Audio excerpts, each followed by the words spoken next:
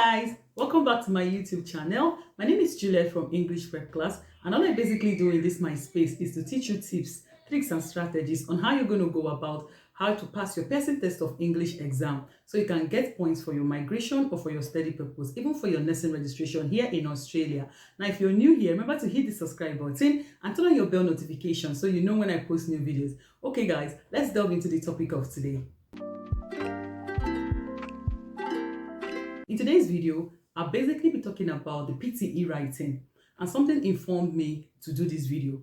Now, I had a student call me to say, oh, I didn't pass my writing because you didn't give me all the templates for the right essay.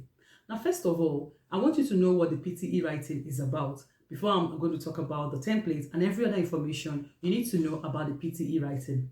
Now, the PTE writing is the second module in your PTE exam, and it has just two tasks: the summarize written test and the write essay. Now, the summarize written test, which is the first task, you have about 2 or 3 of these tasks on exam day, and you're given 10 minutes each to answer the question before you go to the next one. So that means that if you have 2 summarize written tests, you'll be given 20 minutes, that's 10 minutes each for each of the tasks. And if you have 3 of them, you'll be given 10 minutes each, that is 30 minutes for that task. Now, for this summarize written test, it will not just be adding score to your PTE writing, it will also be adding score to your PTE reading, but not a lot of scores. I think for the summarize written test, you basically have 7 marks for each of this for this of these tasks you do on exam day. But remember that this summarize written test will give marks to not just writing, it will also give some marks to reading. So I can't tell you how it is marked because I don't even know how many scores is awarded to your reading and how many are awarded to writing. Just know that you're given 7 marks each for every summarized written test you do correctly. Now, this is how you'll be scored for the summarized written test. You'll be scored for content. How were you able to get the keywords that make up the paragraph? And you also be scored for form. Form is your ability to stick to the word count that you're asked for. For instance, for the summarized written test, you're asked to write not less than 5 words and no more than 75 word count. So it means that if you write more than 75 word count, then you will not get the mark for your form. You might even lose all the marks for that particular summarized written test. Now, you also be marked for vocabulary, how well you use your vocabulary. You also be marked for things like spelling and for grammar. The grammar you're using, is it right? You know, there are a lot of grammar rules, so you just have to make sure that you use the grammar very well. Now, I'm going to be doing a comprehensive video very soon about this task. This takes me to the next task in your PTE writing, which is the write essay. Write essay would only give you 15 marks to your writing module. Yes, so writing test will give you 7 marks. If you have to, it will give you 14 marks. Then if you have write essay, it will give you 15 marks. But if you do not follow all the writing criteria, you might not get all the scores that you need or all the 15 marks that you're supposed to get. Now, you get 15 marks for write essay and you're given 20 minutes to write essay. You're giving 1 or 2 essays to write on exam day, but most of the times they give 1. Even going forward, I think it's basically 1 they will give after the update, after the new Pearson exam rolls out on the 16th of November. You also be scored based on content, how well you're able to carry out the keywords or use the keywords to make sentences and in your structured essay. You also be scored for form. You're expected to write between 200 to 300 word counts. That means if you write 199 word counts, you will not get the 2 marks for for form.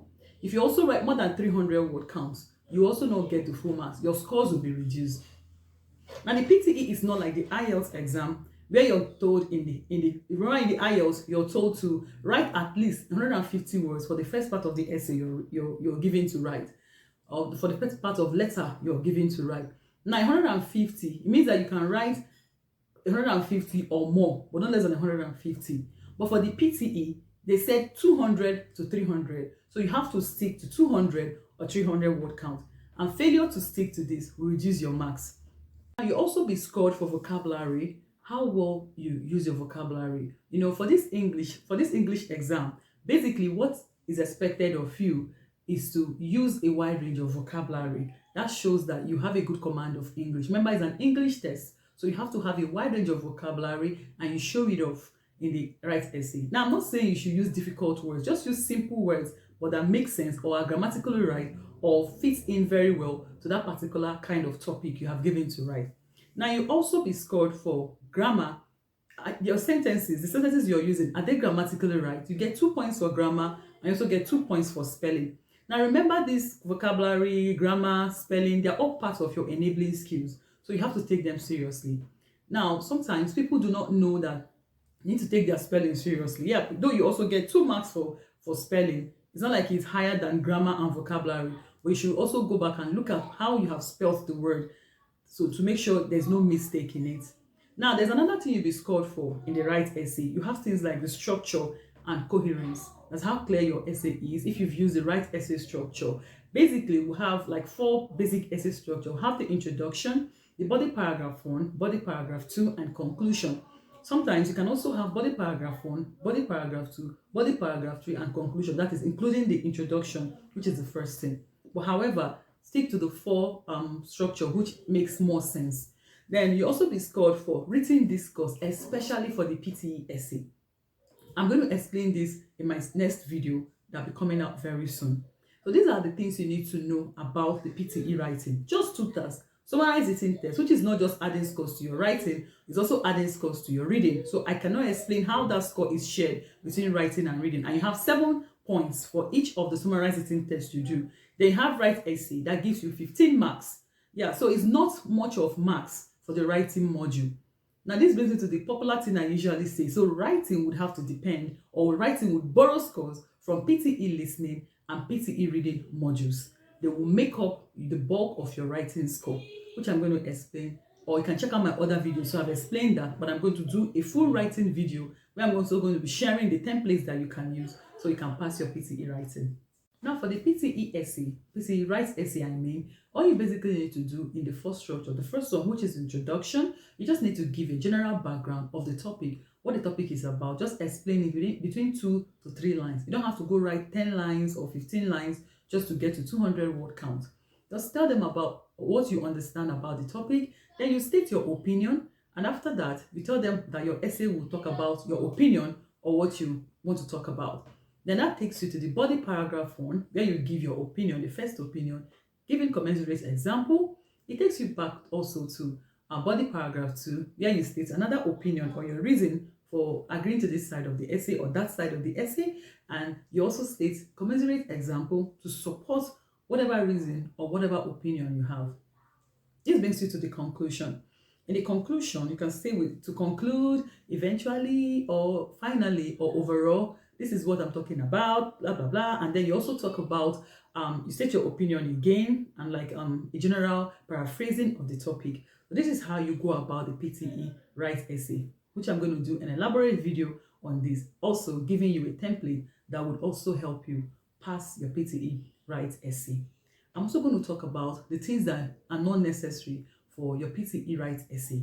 The first thing you need to do is stick to the word limits. Remember, one of the criteria which will be scored is form. The form says you should write between 200 to 300 word counts. So if you don't stick to this word limit, you will have some scores removed from you, or even getting 0 for your essay. Now the next thing you need to do not write in slangs, do not write in other kind of maybe your country slangs and all that. You just stick to academic English. For instance, here in Australia, some of my colleagues will call afternoon avo. If they want to say Clifford Garden, they will say Cliffo. Those things are not necessary. In my country, they will say Japa, as in like going away and going to another country. Say, I don't Japa. Those things, you don't need to bring them into the PTE essay. You need to write in clear academic English.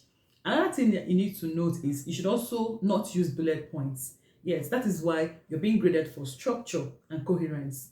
Now, you have to use the essay structure, which is like a standard structure, where you have the introduction, you have the body paragraph 1 and body paragraphs 1 and 2, then you have the conclusion. Make sure you do not use bullet points. Another thing I want to talk about, use the right punctuations. Where you're supposed to use comma, use commas there. Where you're supposed to use full stop or semicolon, make sure you use them. Please, very importantly, if you have proper noun, irrespective of where they appear in your essay, please, they should begin with a capital letter. Things like names of people, names of countries, even days of the week or months of the week, you can't start them up with small letters. So proper nouns, you must start them with capital letters, irrespective of where they come in the sentence or as you write your essay. Very importantly, support your essay with commensurate examples, especially your body paragraphs. That shows the computer or whoever it is that, yeah, this person has a big clue of what they are talking about. The most things I also tell my students is, you're given 20 minutes to write this essay. Please do not use up the entire 20 minutes. Use like 15 minutes, 16 minutes. So you have like 4 minutes or like 3 minutes left. Now that 3 minutes is not time for you to be looking at the ceiling or looking at trying to find out how beautiful you are. Yes, I know you are beautiful or handsome.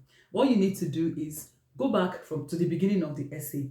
Go through every line or every sentence you have written, checking for grammar errors, checking for spelling errors. Have you dotted your I's? Have you crossed your T's? Did you use the right punctuation, the right comma, the right full stop? These are the things you need to do within that few minutes you have left to that you have left to cross-check your essay. Please go back and look at your work and know what you have done. It gives you a strong conviction that you have done well in the essay.